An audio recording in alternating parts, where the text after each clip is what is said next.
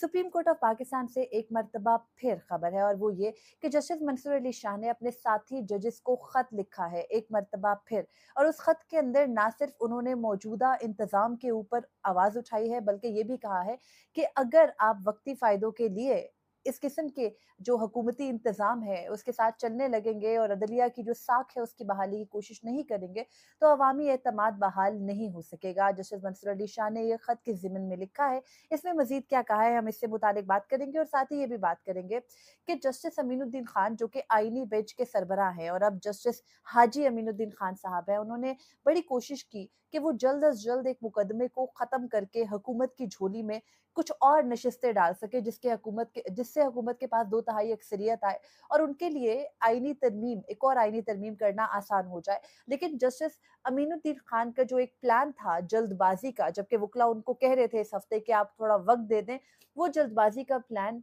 अल्लाह के एक मंसूबे के आगे जो है वो फेल होता नजर आ रहा है और अब जल्दी ही इस मुकदमे का फैसला नहीं हो सकेगा। कुछ जराये का दावा है कि आइंदा हफ्ते के मिड में जाकर वो मुकदमा यानी मखसूस नशिस्तों का मुकदमा लग सकता है, लेकिन कुछ का दावा ये भी है कि अगला पूरा हफ्ता भी हो सकता है ये मुकदमा ना लगे। ये मामलात क्या है, इनसे मुतालिक बात शुरू करते हैं। सबसे पहले ये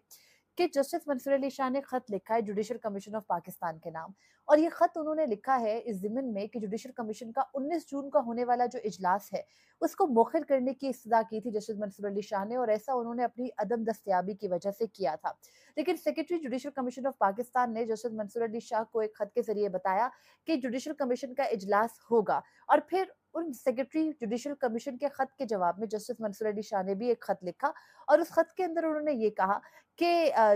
सुप्रीम कोर्ट के सीनियर प्यूनी जज के तौर पर जस्टिस मंसूर अली शाह ने ना सिर्फ सेक्रेटरी जुडिशल कमीशन बल्कि पूरे जुडिशल कमीशन यानी जिसमें हुकूमती तमाम तर मुख्तलिफ अरकान भी शामिल हैं, पाकिस्तान तहरीक इंसाफ के अरकान भी शामिल हैं, उन सबको ये खत लिखा है और खत के अंदर जस्टिस मंसूर अली शाह क्या लिखते हैं, वो लिखते हैं कि तवक्को थी कि अगर किसी रुकन की गैर मौजूदगी हो तो इजलास को यानी जुडिशल कमीशन इजलास को मौखिर कर दिया जाएगा, खास तौर पर माजी की रिवायत के मुताबिक कि जब एग्जेक्टिव के यानी हुकूमती एक रुकन जो है उनकी अदम दस्तयाबी की वजह से इजलास पहले मुलतवी किया गया था, तो उसी मिसाल को सामने रखते हुए जस्टिस मंसूर अली शाह कहते हैं कि मैंने ये बताया कि मैं दस्तयाब नहीं हूं तो जुडिशल कमीशन का 19 जून का होने वाला इजलास मौखिर कर दिया जाए। लेकिन वो ये कहते हैं कि ये इजलास अदालत की गर्मियों की तातीलात के दौरान हो रहा है, लेकिन ऐसा लगता है कि इजलास हस्बे मामूल जारी है और शायद इसी वजह से कि अदलिया का मौकिफ कमीशन में अकलियत में है। यानी वो ये कहते हैं कि इजलास आपको इसलिए करना पड़ रहा है क्योंकि अदलिया यानी जो जुडिशरी की साइड है वो जुडिशल कमीशन के अंदर माइनॉरिटी में है और एग्जेक्टिव की साइड ज्यादा है। वैसे तो अदलिया के अरकान ज्यादा हैं, लेकिन जस्टिस अमीनुद्दीन खान साहब जो हैं वो क्योंकि हुकूमत का ही साथ देते हैं हमेशा, तो जस्टिस मंसूर अली शाह ने शुरू में ये टॉन्टिवली ही कहा है कि जो हुकूमत है उसके अरकान ज्यादा हैं, इसलिए ये अहम तरीन इजलास आपको करना जारी रखना पड़ा। उसके बाद वो ये लिखते हैं कि मैं चाहता हूँ कि मेरी दर्ज झेल तहरीरी गुजारिशात इजलास की कार्रवाई में शामिल की जाएं, क्योंकि ना तो मैं इजलास में शिरकत कर सकूंगा और ना ही ऑनलाइन आ सकूंगा। जस्टिस मंसूर अली शाह ने अपनी तहरीरी गुजारिशात भेजी है। माजी के अगर हम कुछ प्रेसिडेंट्स की बात करें तो माजी में ये होता था, आपको याद होगा जस्टिस बंदयाल के दौर में काजी फरीद ईसा की मुसलसल ये लड़ाई हुआ करती थी कि जुडिशल कमीशन इजलास में, जबकि तब जो जुडिशल कमीशन इजलास था वो मुकम्मल तौर पर जो है वो अदलिया का जो जुडिशरी है उसकी अपना ही अंदरूनी इजलास हुआ करता था। तब तो ये एग्जेक्टिव के चंद अरकान थे, 2-3 अरकान थे, तो तब भी ये मसाइल रहते थे कि भाई गर्मियों की तातीलात में इजलास बुलाने की क्या जल्दी होती है। लेकिन इस मर्तबा मामला कुछ ज़रूरी था और ज़रूरी ये था कि आईनी बेंच जो कि इन मुकदमात को सुन रहा है उसकी मुद्दत पूरी हो गई थी और जस्टिस अमीनुद्दीन खान साहब को एक्सटेंशन दरकार थी। तो फौरी तौर पर जो है वो ये इजलास बुलाया गया। जस्टिस मंसूर अली शाह ने अपनी जो तहरीरी गुजारिशात भेजी इजलास के दोनों एजेंडों पर, एक तो इजलास का एजेंडा था कि आईनी बेंच की मुद्दत में तोसी होना थी और दूसरा इजलास का एजेंडा ये था कि जो हाई कोर्ट के जजेस के ज़ाब्ते हैं उनकी जांच के लिए हाई कोर्ट के जजेस के जो सोरी कारकर्दगी है उसकी जांच के लिए ज़वाबित का बनना था। इन दोनों एजेंडाज़ पे जो है वो जस्टिस मंसूर अली शाह ने अपनी तहरीरी गुजारिशात भेजी है। उन्होंने कहा कि कमीशन को यानी जुडिशल कमीशन को चाहिए कि वो आईनी बेंच से मुतालिक किसी भी फैसले से कबल 26वीं आईनी तरमीम की आईनी हैसियत के फैसले का इंतजार करे, क्योंकि इससे बराह रास्त जुड़े अमूर इजलास में ज़ेरे बहस हैं। यानी 26वीं आईनी तरमीम का पहले फैसला हो जाए, क्योंकि उससे जुड़े मामलात ही जो है वो इजलास में ज़ेरे बहस आने हैं, चाहे वो जजेस की तोसी का मामला हो या फिर आईनी बेंच की तोसी का मामला हो या फिर जजेस की कारकर्दगी से मुतालिक दोनों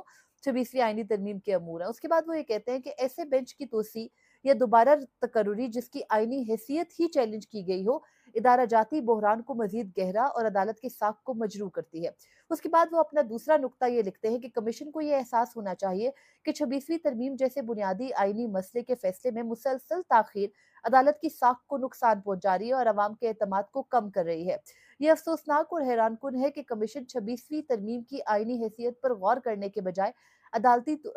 तोसियात की यानी जो आईनी बेंच है उसमें तोसी को तरजीह दे रहा है। अदालत को इस तासर को तकवीत नहीं देनी चाहिए कि वो हुकूमत या एग्जेक्टिव के कंट्रोल में है।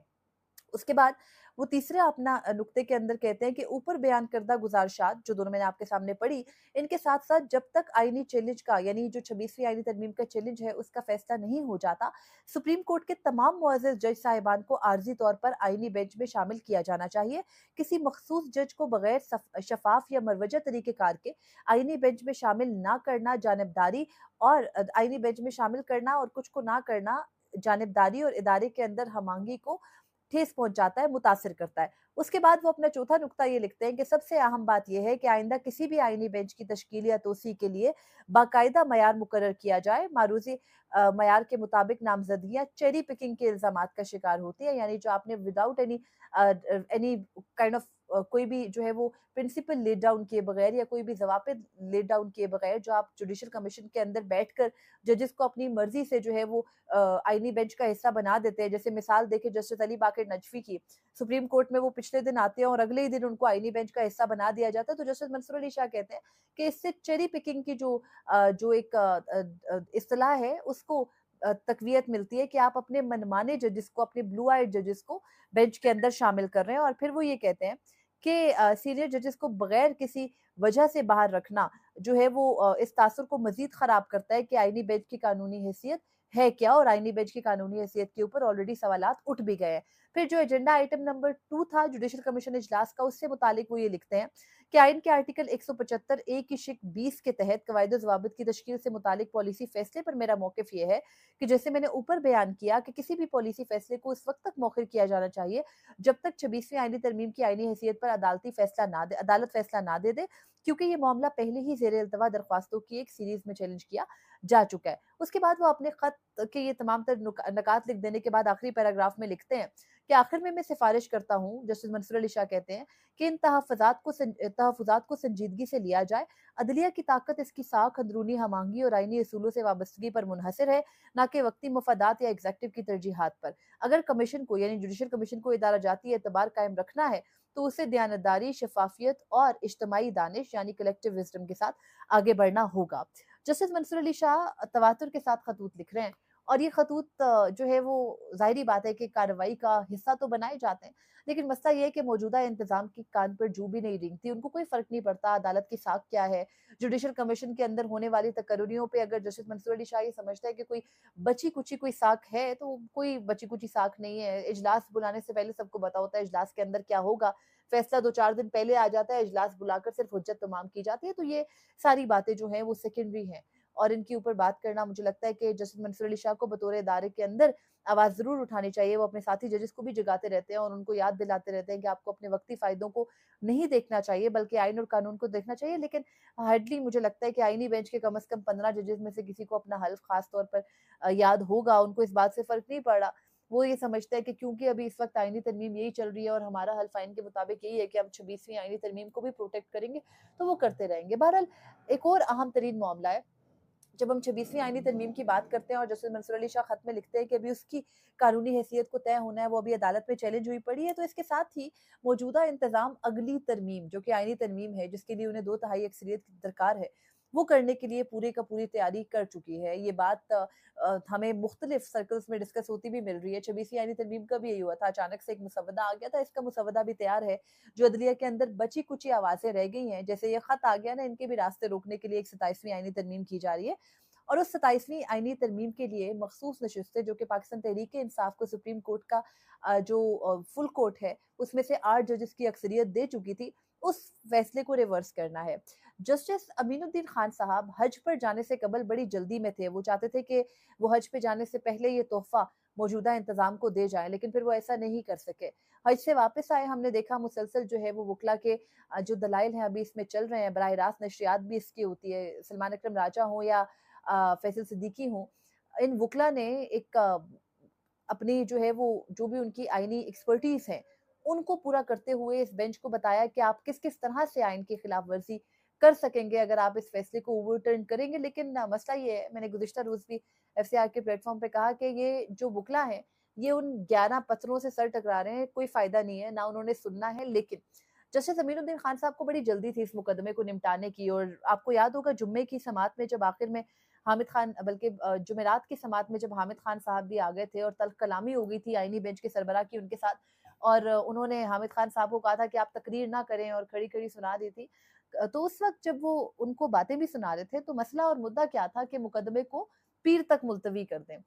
अमीनुद्दीन खान साहब कह रहे थे नहीं पीर तक मुलतवी नहीं कर सकते। गुज़िश्ता रोज़ जब सलमान अकरम राजा दलाइल दे रहे थे तो उनको भी यही कहा जा रहा था कि आप अपने दलाइल मुकम्मल करें, आपको पीर तक का वक़्त नहीं दिया जा सकता, आज ही करें। लेकिन फिर आधे घंटे का वक़्त उनको एक जो है वो सिफ़ारिश करने पर दे दिया गया पीर तक के लिए।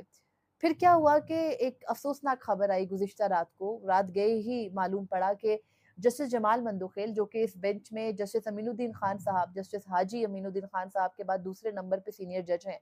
उनकी वालिदा माजिदा का इंतकाल हो गया क्वेटा में और उनका जो आबाई इलाका है वो जोब है, बलूचिस्तान का ज़िला और जोब में आज दोपहर 2 बजे उनका जनाज़ा था और जस्टिस जमाल मंदोखेल को इस ज़िम्न में ज़ाहिर-सी बात है कि उनकी वालिदा का इंतकाल था, अफ़सोसनाक है। उसके लिए उनको जाना पड़ा जॉब और अब वो कम से कम ज़ाहिर-सी बात है कि डेथ है और डेथ में एक बेटे के तौर पर ऑब्वियसली वो 2-3 दिन कबल तो नहीं आ सकते हैं। तो अब अगले हफ्ते यानी आज हफ्ता है,